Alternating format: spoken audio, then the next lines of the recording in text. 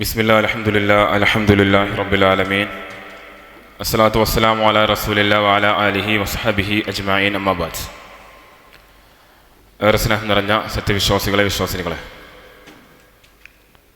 പ്രവാചകൻ സല്ലല്ലാഹു അലൈഹി വസല്ലം പഠിപ്പിച്ച, നമ്മൾ കേട്ട് പരിചയിച്ച ഒരു ഹദീസ് ഓർമ്മപ്പെടുത്താനാണ് ഉദ്ദേശിക്കുന്നത്.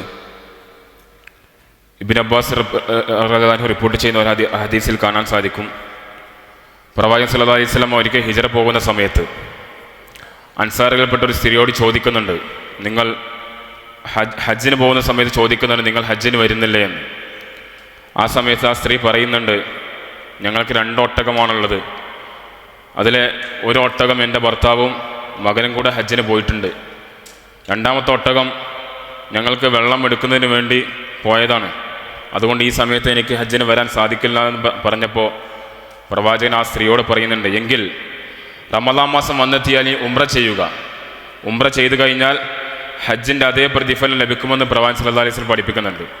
റമദാനിലെ ഉംറ എന്നുള്ളത് ഹജ്ജിന് പകരമല്ലെങ്കിലും ഹജ്ജ് ചെയ്തതുപോലെയുള്ള പ്രതിഫലം ലഭിക്കുമെന്ന് പ്രവാചകൻ സല്ലല്ലാഹു അലൈഹി വസല്ലം പഠിപ്പിച്ചതാണ്. അതുപോലെ തന്നെ ഹജ്ജിൻ്റെ അതേ പ്രതിഫലം ലഭിക്കുന്ന, അല്ലെങ്കിൽ ഉംറയുടെ പ്രതിഫലം ലഭിക്കുന്ന ചില കർമ്മങ്ങൾ പ്രവാചകൻ സല്ലല്ലാഹു അലൈഹി വസല്ലം ഹദീസിലൂടെ വ്യക്തമായി പഠിപ്പിച്ചിട്ടുണ്ട്. ഒരിക്കൽ പ്രവാചകൻ പറഞ്ഞു, മൻ സല്ല അൽ ഉദാത ഫിൽ ജമാഅത്തി സുമ്മ ഖഅദ യദ്കുറുല്ലാഹ ഹത്താ തദ്ഉ അശംസ് സുമ്മ സല്ല റകഅതൈനി കാനത ലഹു കഅജ്രിൽ ഹജ്ജത്തിൻ വ ഉംറ.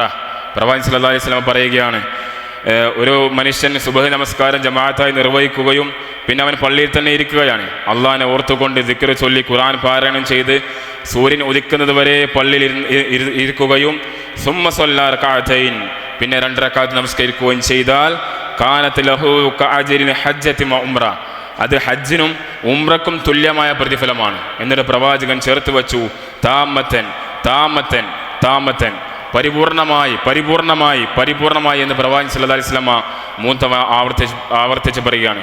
പ്രിയമുള്ളവരെ, ഈ നന്മ ഒരുപക്ഷെ നമുക്കൊക്കെ എല്ലാ ദിവസവും ചെയ്യാൻ പറ്റിയിട്ടില്ലെങ്കിലും ചില ദിവസത്തിലെങ്കിലും നമുക്ക് നമ്മുടെ ജീവിതത്തോട് ചേർത്ത് വെക്കാൻ നമുക്ക് സാധിക്കുമെന്നുള്ളത് നമ്മൾ മനസ്സിലാക്കേണ്ടതുണ്ട്. സുബഹി നമസ്കാരം കഴിഞ്ഞ്, പ്രത്യേകിച്ച് റമദാൻ മാസത്തിൽ സുബഹി നമസ്കാരം കഴിഞ്ഞ് ദിക്ർ ചൊല്ലി അദ്കാർ സബാഹ് കഴിഞ്ഞ് അല്പസമയം പള്ളിയിൽ ഇരുന്ന് കഴിഞ്ഞാൽ, സൂര്യൻ ഉദിക്കുന്നത് വരെ ഇരുന്ന് ഒരു 20 മിനിറ്റ് കഴിഞ്ഞ് ളുഹ നമസ്കാരം 2 റക്അത്ത് നിസ്കരിക്കുകയും ചെയ്ത് കഴിഞ്ഞാൽ പ്രവാചകൻ പറഞ്ഞത് ഒരു ഹജ്ജിൻ്റെയും ഉംറയുടെയും പ്രതിഫലം ലഭിക്കുമെന്ന് ജീവിതത്തിൽ കളവ് പറയാത്ത പ്രവാചകൻ സല്ലല്ലാഹു അലൈഹി വസല്ലം പഠിപ്പിച്ചിട്ടുണ്ടെങ്കിൽ ആ നന്മകളൊക്കെ നമ്മുടെ ജീവിതത്തോട് ചേർത്ത് വെച്ച് ഈ റമദാൻ ഓരോ ദിവസവും കടന്നു പോകുമ്പോൾ, ആദ്യത്തെ 10 അവസാനിച്ചു കഴിഞ്ഞു, ഓരോ ദിവസവും കടന്നു പോകുമ്പോൾ ഒരുപാട് നന്മകൾ നമ്മുടെ ജീവിതത്തോട് ചേർത്ത് വെച്ച് റമദാൻ അവസാനിക്കുന്ന സമയത്ത് പാപങ്ങൾ പൂർണ്ണമായി പുറക്കപ്പെട്ട് റയ്യാൻ എന്ന കവാടത്തിലൂടെ സ്വർഗത്തിലേക്ക് കടക്കുവാൻ നമുക്ക് സാധിക്കേണ്ടതുണ്ട്.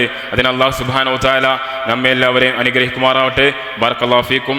അസ്സലാമു അലൈക്കും വറഹ്മത്തുള്ളാഹി വബറകാതുഹു.